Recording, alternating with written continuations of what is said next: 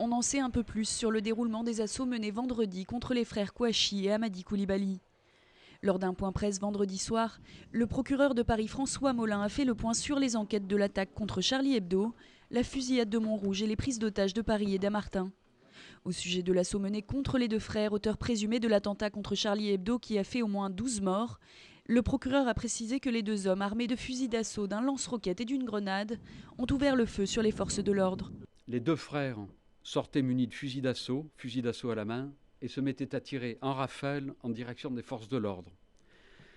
Les membres du GIPN répliquaient dans un premier temps par des grenades à effet de souffle, qui avaient pour effet de projeter à terre les deux terroristes, qui continuaient à tirer en rafale sur les membres du GIGN, qui étaient ainsi contraints de les neutraliser.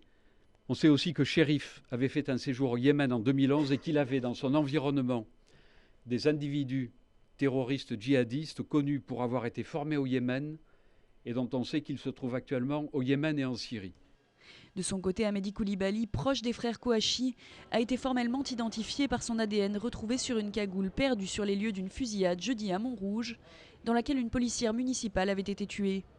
Hamadi Koulibaly a par la suite mené vendredi une prise d'otage dans une supérette cachère de l'est de Paris.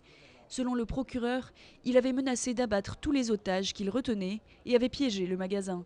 Des déclarations faites là encore à une chaîne de télévision par Koulibaly, indiquant, je cite, « J'en ai tué 4 ».